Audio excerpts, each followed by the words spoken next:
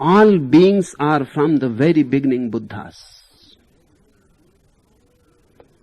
This one sentence is enough. It is the beginning and the middle and the end. It is all, the Alpha and the Omega. All beings are from the very beginning Buddhas. You are Buddhas. Never for a single moment you have been otherwise. You cannot go really away from your Buddhahood. You can only dream. You can only dream that you have gone away. But while dreaming, you will still remain here now. This is impossible to lose your Buddhahood because God is involved in everything and every being. And when Hakuun says all beings are from the very beginning Buddhas, don't think that he is talking only of human beings. Animals are included, so are included the birds and the trees and the rocks. All that is included.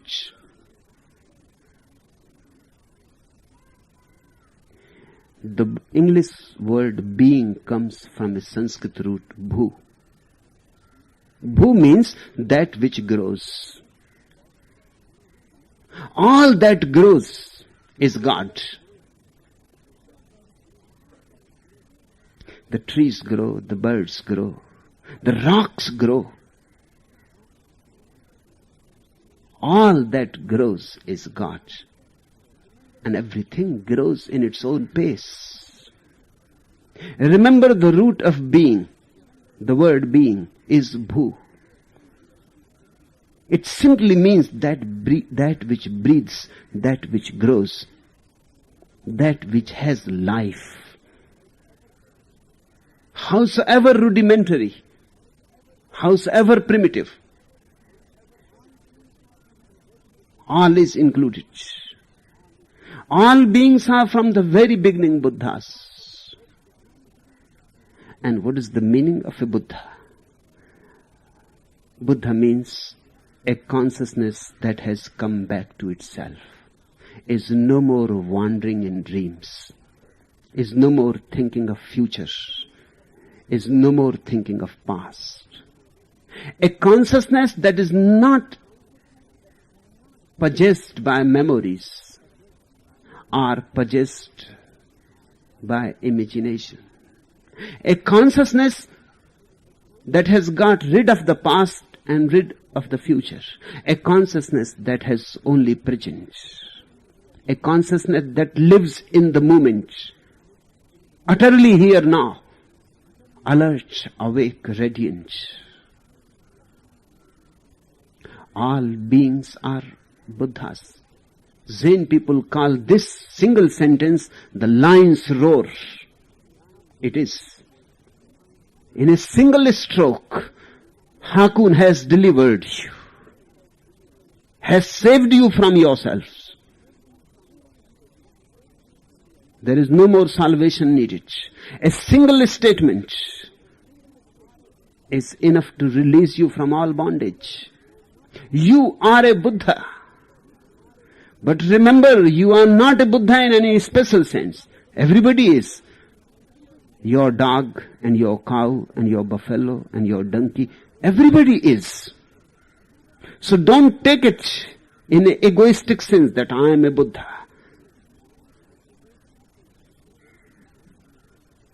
Don't make it ambitious.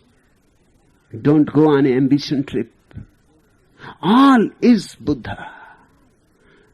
Life is Buddha. Being is Buddhahood. Existence is Buddhahood. Just think of it. One of the greatest statements ever made. All beings are from the very beginning Buddhas. Hakuun has finished in one sentence. The remaining song will be a repetition really.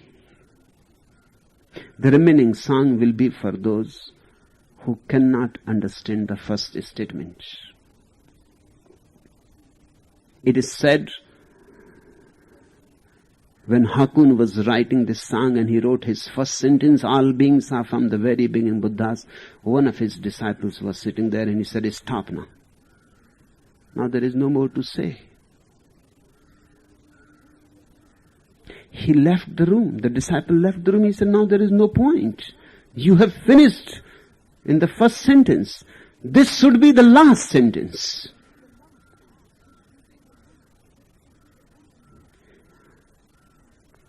But still the song is beautiful. It will help you from different directions to come to the same truth. It will help you to see the point from different vantage points, from different windows. You will see the same Buddha sitting from every window of the temple, but it is good because from some window there may be more light falling on the Buddha. From some window the green of the trees may be reflected in the Buddha's face. From some other window a star may be looking at the Buddha. From some other window something else. A bird may be sitting and singing a song. All beings are from the very beginning Buddhas. Universe is made by the stuff called God. So God is not in the end. God is in the beginning, in the middle, and the end. Only God is. But let me remind you, when I use the word God, I mean godliness. It is like water and ice. Apart from water, no ice. Outside living beings, no Buddhas. Hakun says it is like water and ice. There is no difference between water and ice, and yet a sort of difference. If you have gone to the market to purchase ice, you will not purchase water. You will purchase ice. You will insist. If somebody says, take this water, you will say, I have come for the ice. There is a sort of difference, but not much. Not really. Only on the surface. The ice will melt and will become water, and the water can become frozen and can be turned into ice. There are two phases of one phenomenon. You are like ice and Buddha is like water. You are frozen, he has melted.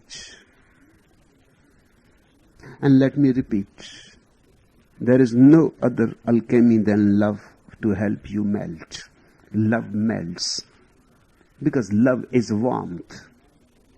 People melt only in love. When they are not in love, they become cold. And in cold, they freeze. And you must have watched it even in your small ways. When you are loving, you are flowing. When you are flowing, you are glowing. When you are loving, you expand. When you are not loving, you shrink. When you are loving, you have warmth around you. When you are not loving, you are surrounded by a cold wind. You are freezing, and anybody who comes close to you will freeze.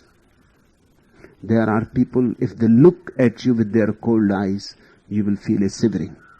And there are people, when they look at you with their warmth, with their love, you suddenly feel this is your home. There are eyes which give you the feeling of being at home. And there are eyes which stare at you and make you aware that you are a stranger here. Apart from water, no ice. Outside living Buddhas, living beings, no Buddhas. So Buddhahood is nothing but a state of merger, frozenness is gone. Your definition has disappeared. You are no more limited. You are no more confined. At the deepest core, you are no more. Because if you are, then there will be some kind of frozenness in you. If you are, then you cannot be flowing. Something will be hindering, and something will be stuck, and something will be obstructing. When you are not at all, that's why when two lovers are in deep embrace, there are not two persons. There is only one energy revolving. When two lovers are really in deep embrace, there comes a moment the woman forgets whether she is woman or man, and the man forgets whether he is man or woman. If that moment has not come, then you have not loved. In deep love, you disappear. Still something is there, a kind of presence, but nobody is present. There is no center as a frozen ice. There is no self. That's why Buddha has very much insisted that your self is the root cause which is hindering you from being a Buddha. And the feeling that I am makes you icy and cold. If this feeling I am disappears, there is no problem. Ice will melt. It is like water and ice. Apart from water, no ice. Outside living beings, no Buddhas.